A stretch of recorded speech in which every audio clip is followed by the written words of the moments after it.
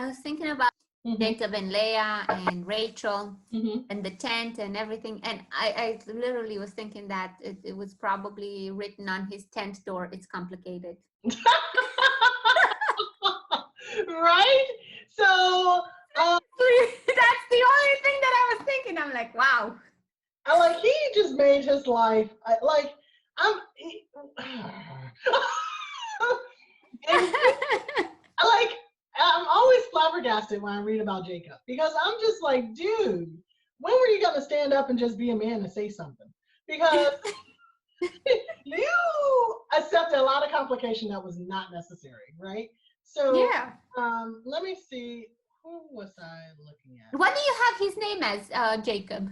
As Jacob? what? What did? Yeah. Oh, did I even look for Jacob? Let me see. Jacob, Isaac, Hagar. Oh, Isaac is laughter. yeah, I thought, yeah, Because Isaac is laughter.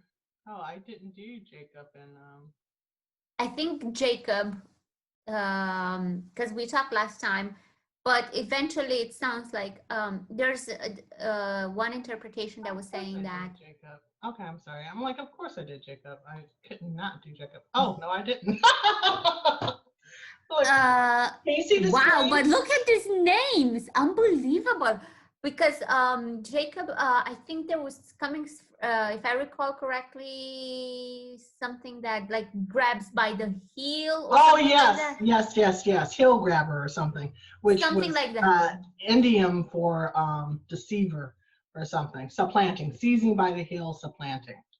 Okay. And yeah, and then this is what I was like understanding, that grabbing by the heel, but also could be understood in Hebrew culture, like it would be like a idiom or something that Yes. would mean a trickster. Yes. Exactly. So and it's interesting that he was renamed. He was named Israel, Israel. Yes, that's true. as as we know, but we still refer to him as Jacob.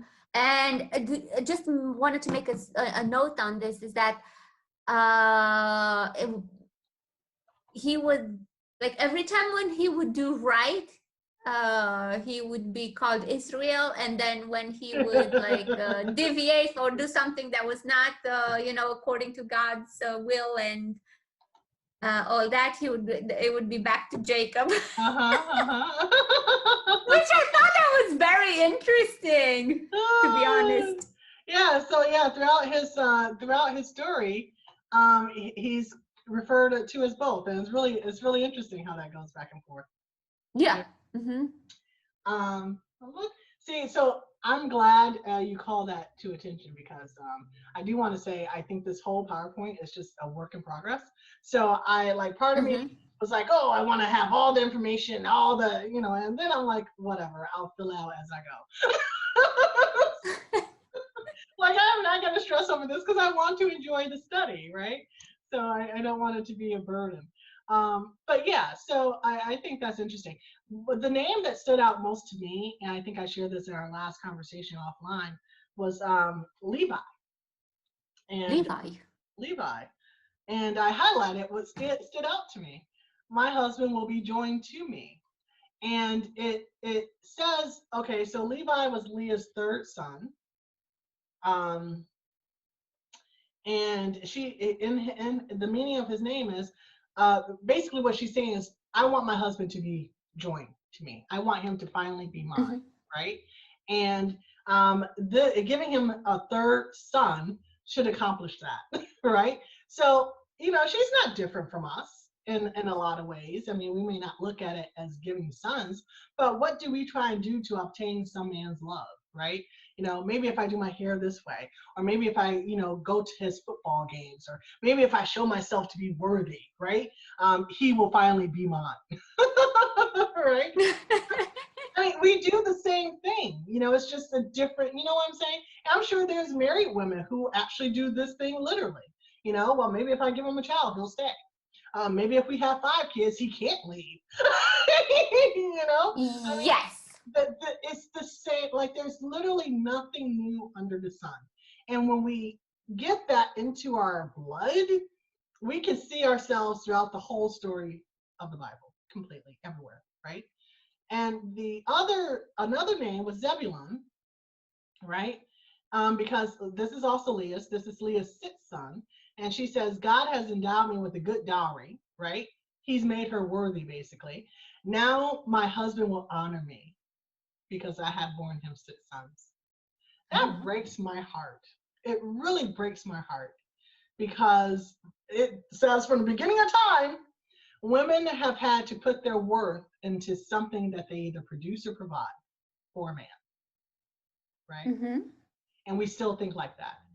But now it's beauty standards, or it's physical fitness, or what type of bomb body do you have? Do you have breasts out to here? Do you have a butt out to here, out there? But these are all for the benefit of the man. They're not. What does a big butt do for me? It just cushions my seat. Yeah. Now I see what you're saying, but I think that even though we're going on the beauty aspect nowadays, because we're putting a lot of emphasis on aesthetics, I think that deep down, every woman wants to get to the same place where she finds a mate and gives him children. So I think that I guess I would say, I would even go as far as saying this is in our DNA, to find. I am not disagreeing with that, right? I'm not. Deep down, you don't even have to dig deep. That I want a husband and children, right? Right. But what I'm saying is, I don't want the children for the sake of keeping a husband, right? I don't want children for the sake of pleasing a man to stay with me and finding me worthy. I want children because I want a family, right? That's because it's a desire of mine, not a desire to feel a desire for someone else before I even meet them, or after they're dissatisfied with me or whatever, right? And so that's the difference in what I see with Leah. Leah was not loved. We know this, right? It's said he did not love this woman. He ignored her. And so what the heartbreaking part for me is that she never gave up hope that he would finally see her, right? And we're not told at any point that he saw her, except for when he buried her with the matriarchs and the patriarchs. And that's powerful to me, right? So Zebulon was number 6. So I'm guessing they're close to 20 years in each other's presence at this point, right? So 7 years where he was working, he was laboring, right? They got married in year 7. This is her 6th child, which would put them at 12 years, 13 years, right? So not quite close to 20, but 12, 13 years. And she's still trying to be seen by this man. That's amazing to me, right? If you just look at the time frame, he should have seen her a long time ago, but he never saw her, right? And she's like, okay, I'm giving this man the 6th son. He has to honor me now. And he didn't, And Dinah comes along, and, there's no description of her name in the Bible, but I think her being number 7 is probably the most powerful thing of the whole story, because where Leah was completely focused on the boys, giving sons and having sons and, blessing her husband with sons, I think the story is blessed by the daughter being number 7, right? And 7 just being a number that signifies completeness, right? And that her work was done when she had the daughter. Her work wasn't done when she had the sons. Her work was done when she had the daughter. And that says something that I can't comprehend right now, and that has probably been lost throughout the translations. But I think that there's a powerful story right there with Dinah. What what chapter is Dinah? 32, I think. 1 second. 32. Let me check. Let me see. Oh, my finger went to 34, so let's see. Yeah, 34. My finger knew. So, So that's her rape, and it astounds me that this is the only story that they give for her is her being raped. But the fact remains is they're talking about her, so I think there's more that's probably just been lost or taken out. Um, so when was So, looking at Dinah, I'm right now in Genesis 34. I'm looking at it, mhm, and I agree with the number 7. Like she's the 7. You know, it had more significance that we're putting on it. mhm. Here, what I see in the beginning, and the soul is drawn to Dinah. Okay, so her birth is in chapter 30, verse 21. And it just says, afterwards she bore a daughter, named her Dinah. That's it. I'm like, some angry man deleted everything else. But look, I'm looking at verse 34, and it says, now Dinah, the daughter of Leah, whom Yeah. she had borne to Jacob, went out to see the women of the land. Yes. So this is actually, I agree that maybe something that maybe I don't know. It is of importance, but what I'm saying is that Dinah was interested in what we would call today the secular world. So she went to see the women of the land, and I think that's where her entire all her problems came from that first verse. So why So do like you why do you think that? And why is that the take on it? because she was interested like if she's Dinah, if she's interested, if depend like if they're in an environment, so like I'm thinking, you know, like think of the environment, like they're the believers, they have Jehovah, they're supposed to follow, you know, a certain relationship with God, and they know that certain things are forbidden and certain things, you know, they can't do. And then you're surrounded by women that are of the world. And look at today, you know, like if you're spending time, even in, you know, as a Christian woman, like you want to spend more time with more Christian women. Like you wouldn't be going out with the women of the world, going clubbing, So going dancing, going this, that, so and the other. So I so think that played a big portion of on her on the disaster that came upon her. I completely, absolutely, irrevocably disagree. And I think that, I mean, like, I think what you're saying is something that's very male focused, right? And very, like a thought process that's dominating basically Bible study and Bible interpretation, right? Because she went to visit women, these had to be, you know, women of ill repute. Like that sentence in no way implies that these women were not good women, not godly women, not women of any sort of belief or faith. It doesn't say that at all. It simply says that this young woman, who is the daughter of a woman, went to visit women of the region, right? And so anybody who's reading that one sentence that says that a woman went to see other women and get out of it that she was out there basically doing things she shouldn't have done, that blows my mind. It really Well, blows my mind. don't you think that women of the world might mean women that are Women of the region. My translation says women of the region. Basically, they were traveling, so they were moving through the countryside, right? So to me, as a woman who travels, I would have been interested in what was going on around me. So I mean, that doesn't mean I mean when I travel, I always go out locally to explore the neighborhood, right?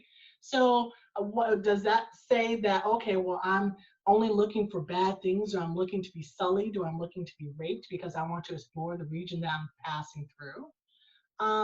I think that the way that I read in general is as if I'm that, right? Because they're human beings. They're no different than us, right? So but I'm not even referring necessarily like that. What I'm saying is that I see where you're coming from and what my point is that they were constantly warned, like even the men were warned to not take wives from the outside because they would be drawn to to pray to other gods and to leave Jehovah. So they would constantly be warned about that particular interaction, like just don't take women from the outside necessarily, That was because for if marriage. the For marriage. for marriage. She's not marrying these women. So, and the issue with the marriage is that whatever you marry, you're joining your body to, right? So you're joining everything to, and they're bringing who they are into the marriage, and you're bringing who you are into the marriage. And so that instruction is basically, I'm trying to create a people who worship me fully. That's God. God Mm-hmm. wants to be fully worshipped and praised only, right? He's not trying to share his spotlight with anybody. And so if you are a worshiper of the one true God, and you bring in somebody who worships, wannabe God, then basically, they're going to bring their wannabe God into your relationship. And basically what he's telling us from the beginning is that it's impossible not to. Because Mm-hmm. when you join two people together, you're joining everything that they are together. And so that's the admonition of marrying outside of the belief, right? There's no admonition for traveling outside. Well, but I'm not even looking at from traveling, because I mean, listen, like the way I think you're thinking more in modern terms, like we're independent women that we go travel, and obviously But there, we travel and we interact with people from everywhere around the world. So it's like it's absolutely normal for us to not be concerned about that. Like I can go and talk and go to any but foreign country Darina, and she did this 4,000 years ago, so obviously it was normal for her too. So, I mean, again, we're not new being independent. It literally says Dinah, the daughter of Leah. She didn't say the daughter, she did not identify herself as the daughter of Leah and Jacob. She's like, I'm my mama's daughter. So what that tells me is that she has her mama's personality, right? mm-hmm. And so she went out on her own. She's surrounded by men all day long. Think about this. She has what? There's 12 boys. She's one girl. Come on. Mm-hmm. 11 brothers, a father, tribesmen. Everyone's dominating her. Why would she want to be bothered with other men? Right? No, So no, but I'm not saying. I'm not even saying. Like I guess maybe I'm not explaining it no, properly. I hear And what you're saying. I don't think I'm misunderstanding you. I'm simply saying that whoever is giving the interpretation that she was after worldly things because she wanted to go see women in the region that she was traveling through is giving a very male perspective of this woman, this young woman, mm-hmm. at this time. And I reject it. I simply reject it because there's a lot. First of all, a lot. I think all of the interpretations are male, right? So Uh-huh. you're going to get a very male bias on on all of these stories, right? So yes, I believe the Bible. Yes, I believe that there's truth in it, but I also know that there's human error, right? And so Mm-hmm. anyone who reads now, Dinah, the daughter of Leah, whom she had born to Jacob, went to visit the women in the region, and translates that to she went out to be wild in the world. Like, where do you get Well, that no, from? I don't know necessarily why, but she had an interest in exploring things that maybe. But the reason why I'm saying this, and maybe it got to that interpretation. Again, another point that I have to go back to and do a little bit more extra studying.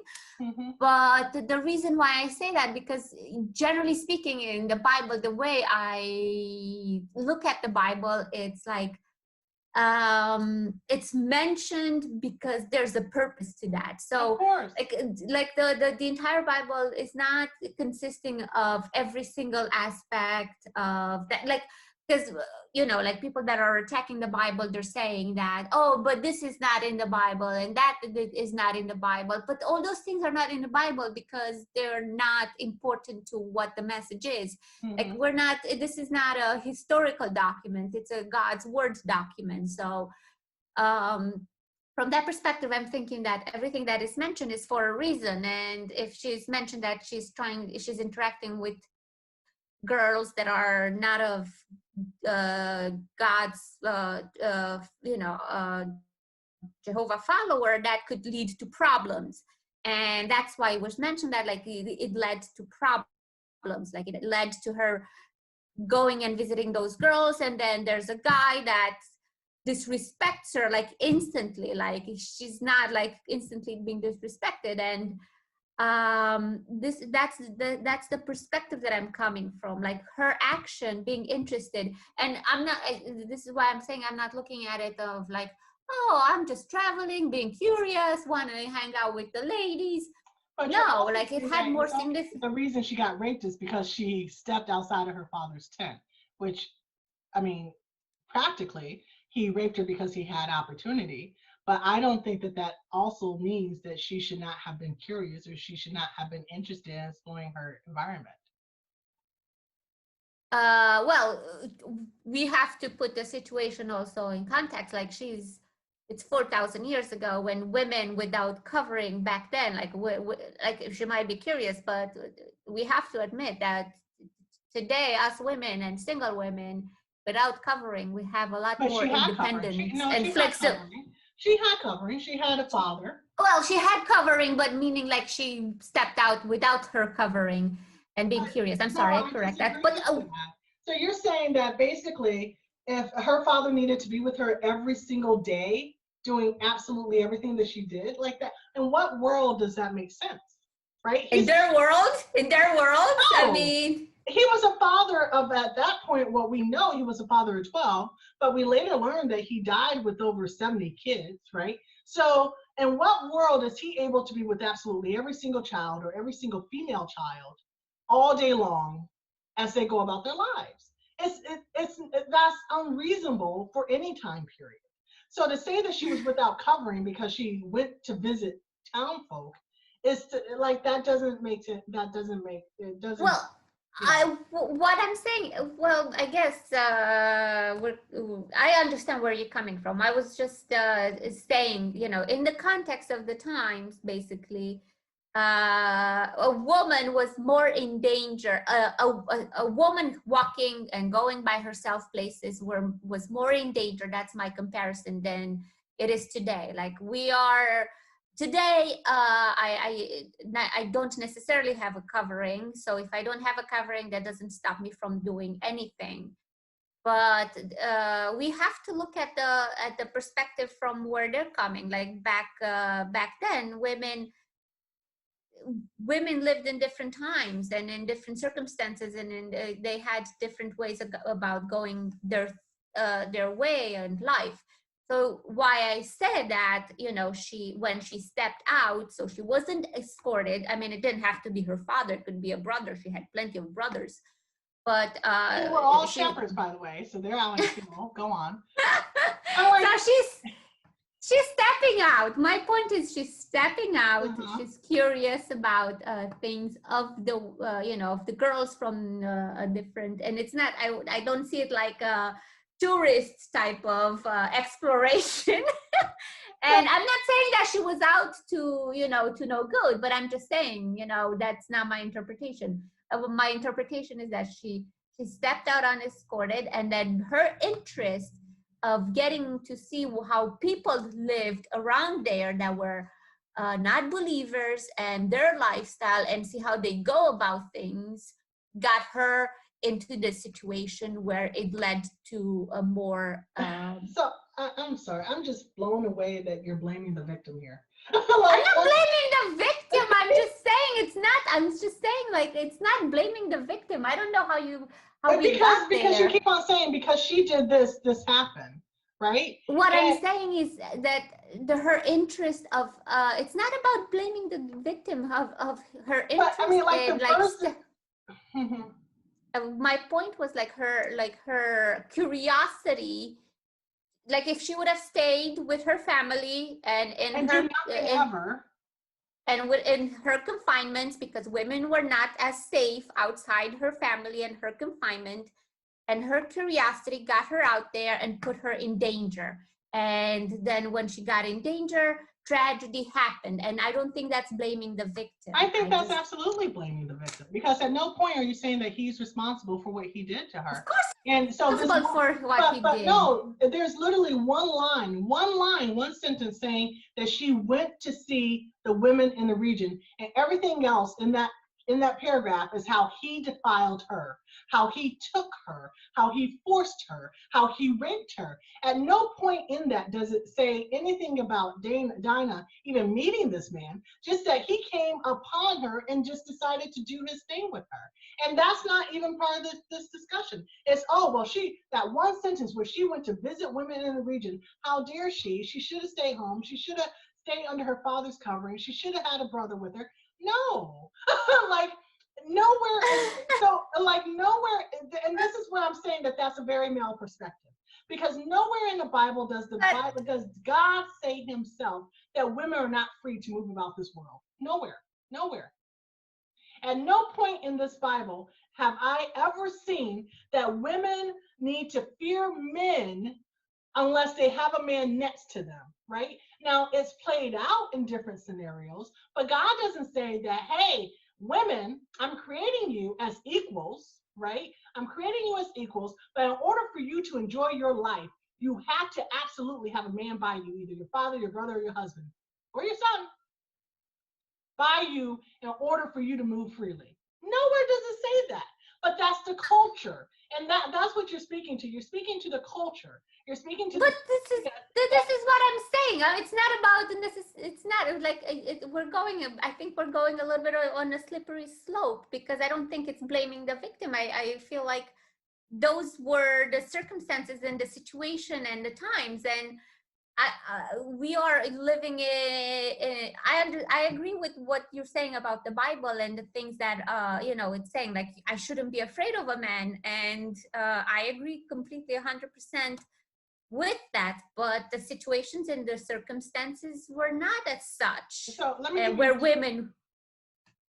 Two other examples of rape, just to debunk what you're saying. Noah's wife was raped as she lay next to him in their tent by their son. Okay?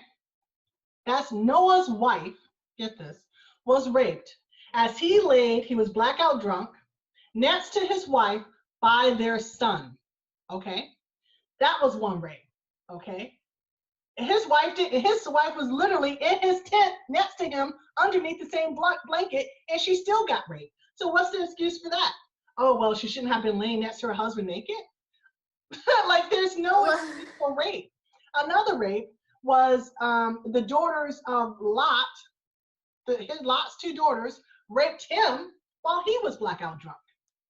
Okay? In his tent, right? So we got rape on both sides here. We got girls raping their father, and we have a son raping his mother, right?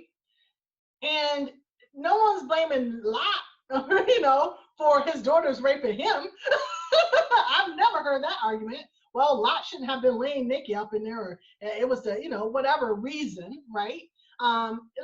It doesn't matter who she was, where she was, what she was doing, who she was seeing, what she was doing, what she wanted. None of that matters. What matters is that this man took it upon himself to grab her, have his way with her, and then claim that he's in love with her. That's why he did it, and he wants her to be his wife. If that's not a male-focused narration, it blows my mind that he and Jacob literally considered this shit. Sorry. Considered marrying his daughter off to her rapist, right? Blows my mind. So I'm not I can't feel none of those arguments about, well, it was her fault, or if she hadn't been in this situation, or if it hadn't been this, because we literally have two instances before this of rape where people were literally in the tent that covered them and they were still raped. But I hear you, and I agree with what you've just said. I understand what you're saying. My point was not that I'm trying to blame her. I think we're just jumping to me throwing the blame on the woman. But what I was going with the story is like putting the situation into the context of the time and the dangers that she was facing outside her family. Like, you might think that it's, you have the right to travel everywhere around the world, but the world was not so safe 3,000 years ago. And But I literally gave you examples of 2 tents where people didn't but travel I anywhere. understand the 2 tents. Yeah. Leave those 2 tents out. Like, the world was not as safe as it is today. So It's we're not safe today either, though. I mean, that's. but it's not. But I feel safe where I am. I feel safe going out 3 o'clock in the morning and coming home, and nothing would happen to me. So I trust that I'm okay. And And I can't I say don't the same. I can't say the same. I've never been able to say the same. and So, I never had somebody from my family coming with me, or my brother. I don't call my brother to just keep me company because I'm going out. If I'm going out, I'm going out, and I'm coming home, I'm coming home. But my point is that I was putting the situation in the context of the time and her stepping out, and that's merely at that, and it has nothing to do with blaming her or keeping her culpable for what happened. It's just like she stepped out, and then a tragedy happened, and obviously it's his fault, 100% his fault. And then he has the audacity afterwards to ask for her to be the wife. So, if we're putting the situation into context of the times of how things were, 100 times probably more dangerous. And I don't know why the world is like that towards women. It shouldn't be like that. I mean, Adam and Eve, I've never heard a story about Adam and Eve being in danger like that ever. Like, that was not, I mean, probably the safest place where a woman was in the Garden of Eden, for sure. And then once that went out the window, things changed. Why? I don't have an answer why, and I don't know. I can't explain all these things and why men are doing all these terrible things to women. In this particular situation, I was putting the entire scenario in the times where she was, and the circumstances, and how dangerous the world was for a woman back then. and I hear you. And what I'm saying is that comparing her time to 2 other times, relatively within a lot had to be a generation before her, right? Because Lot would have been her second cousin or something like that. So Lot was pretty recent to her history, right? But he was still raped by his daughters. And then Noah would have been a couple hundred years prior to her, and his wife was still raped by their son. So you're saying, oh, in the context of her time, and I'm giving you examples within her time period where it happened to other people who did not leave their tent. So I'm just saying it's not because, I mean, to even say that, her actions had, any type of relation to what happened to her, it could have literally happened while she was asleep in her own tent, is basically what I'm saying, right? Okay. So, Okay. so even to her brother's response to Shechem, right? The brothers literally went out and did the same thing while that town was sleeping. And that's all I'm saying. It doesn't matter what she did, where she went, blah, blah, Skippy. None of that matters, right? What matters is that this man thought he had a right to her body. He thought he didn't have to respect her as a person, as a human being, as a creation of God, okay? And he took what he wanted and then tried to claim her for life. And her brothers were like, hell to the no, this is not going to happen. We're going to kill this mofo. And they did it. But unfortunately, they went further and they killed his whole tribe or whichever, right? And that's where Jacob, and this also speaks to very hypersensitive about rape, but but it also speaks to Jacob's response to it, which horrifies me, right? Because Jacob wasn't mad that his daughter got raped. Like, if you read the story, he's not mad. He's like, okay, well, we can discuss this and we can come to terms. The young man wants to marry her. We can talk about it. And the brothers are like, are you out of your mind? Like, this man dishonored our sister, your daughter, and you want to give her into marriage to this person? And so that's why the brothers went off and they're like, okay, we're going to act like we're going to accept this, but we're going to kill you and everybody else who's dear to you. And that's what they did. They went out and just had a massacre, right?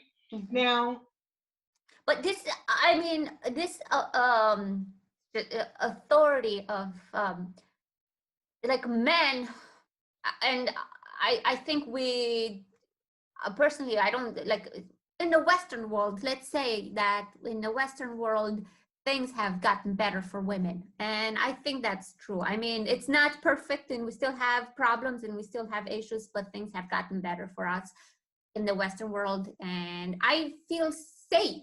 Like I don't feel like I have to, you know, as a woman, I feel safe from that perspective. Obviously, I'm cautious, but I feel safe from a lot of perspectives. Like if I'm going out with friends and I come home late, I feel safe to come home late, and thank God nothing happened so far.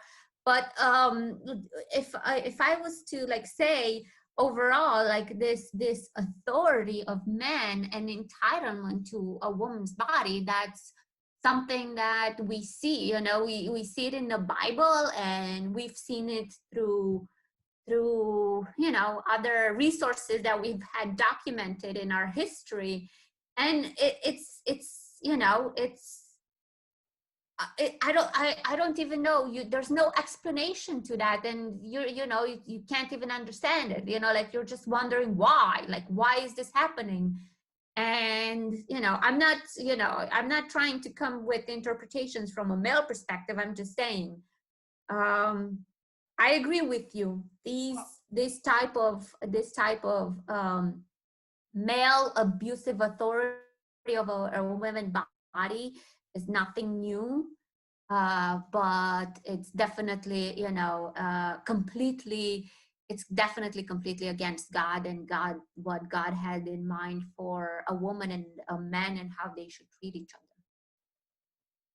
So, you know.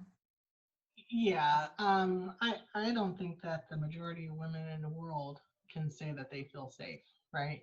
And I think it's, directly related to how men have either interpreted this Bible or texts throughout history where men are teaching men how to be men, right? And what's their right, what they're entitled to, and all these things. But to the text, um, if we are even to say a father-daughter relationship, right? If we're going to connect this Jacob to his daughter, Jacob does, I mean, there's no mention of, like, every single word to define the act is negative, right? So no one can read this story and say, well, and I actually read while I was studying this, I actually read or watched an interpretation where they were saying pretty much what you started off saying, that she wanted to be part of this world and she was after the flesh and she was looking for these things and she was sensual. And they got all this from she went to see about the women in the region. Like, I was just amazed.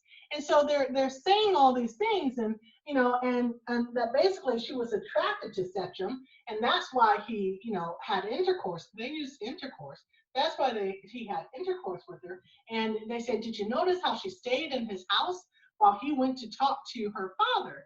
And I'm sitting here thinking, like, how do you in any way read this story as consensual? And men will do that because, hey, they have that liberty, I guess, to read a story about a man being forceful as something that a woman. Obviously, I don't agree with all that last But part that you've just said, where they were I'm not saying saying consent. no, I'm not saying. I'm saying that this is what's out there, right? And these Yeah. general interpretations, and that's why I'm saying Well, I and reject dude, all of the like masculine. consensual, I don't know where they deducted that No, from, but this is what they're saying. They're saying, oh, she stayed in his house. Why didn't she run? All this. But this is just people just. why? Because obviously one explanation would be that she might be killed by her own family. But this is the thing. It literally says he seized her and lay with her by force. Like, and all I'm saying is that every word that describes this interaction is negative. It doesn't say that, oh, he saw her, talk to her, and said, hey, come with me, and she walked with him. It doesn't say that. It says he took her and lay with her by force. And later, and this also what struck me is that this is another story, probably one of three where love, romantic love is sort of mentioned. The other one being Jacob and Leah, Jacob and Rachel, where another it says, and his soul was drawn to Dinah, the daughter of Jacob. That's interesting. I'm going to have to look at that. So he's seeing her as the daughter of Jacob, and she sees herself as the daughter of Leah. You know what? And this is pretty much where I was going. And he says that he loved the girl, right? So, oh my gosh, that's very interesting. So we know Jacob was all about the flesh. Jacob was all about, pleasing himself, right? And it's very interesting that this line draws a parallel to Shechem and Jacob, where Dinah is parallel to her mother, who was pretty much faithful throughout everything Jacob put her through. Like there's no mention of Leah wanting anything other than to be joined to her husband, right? Which speaks to me of righteousness and an honor and a respect and a love of God's love, right? So that's what I get out of Dinah, right?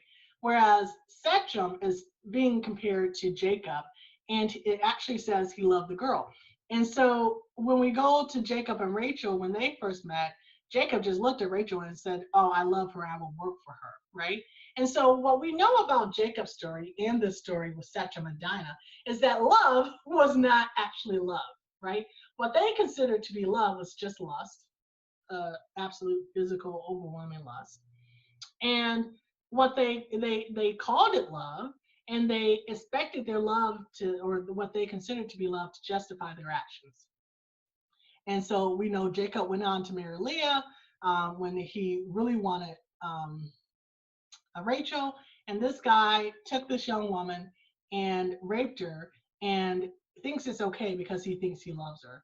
And so to me, if anything, these two stories they're a cautionary tale about what we consider love to be, right?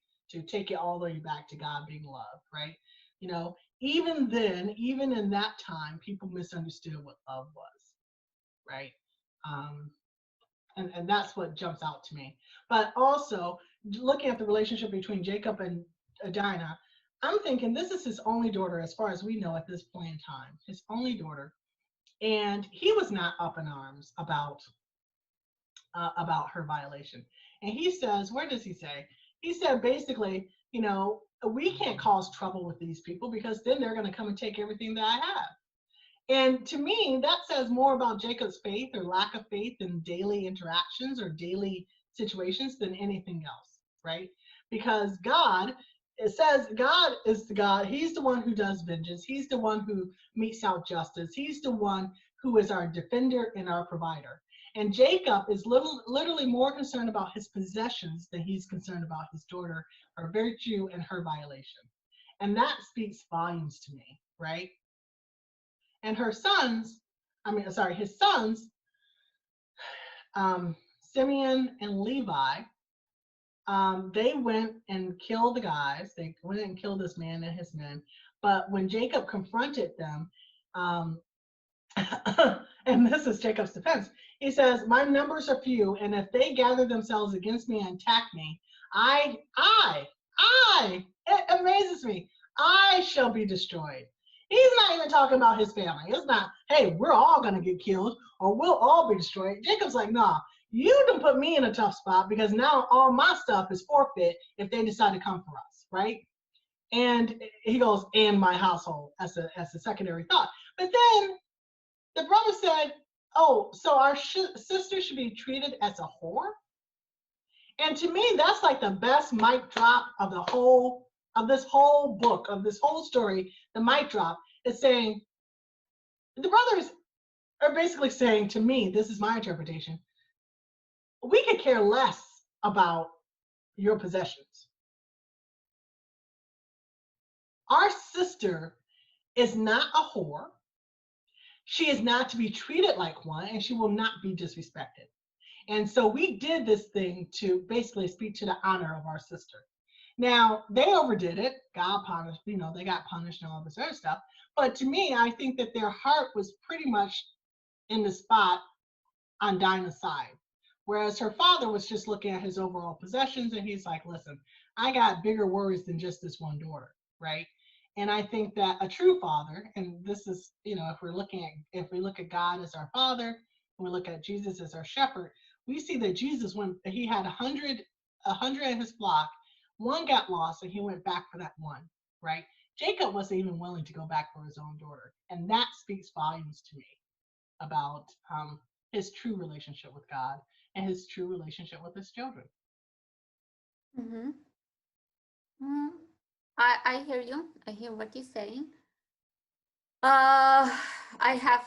I will go back to the story and the actual intro to the first line in the chapter that we've just discussed, and that interpretation of where that went. Because again, it had nothing to do with with the blaming the victim aspect. It was just more of her safety surroundings, and how she left the safety net, the safety nest, to put it like that, and tragedy followed because she left the nest, which was safety. But the way you're talking about Jacob, like he wasn't offering too much, like even after the fact, he wasn't there to be concerned much about her safety. Because he was more concerned about the possessions that he's had versus his daughter's well-being, after all. But do you think that it also had something to do with the fact that because he so can you go back to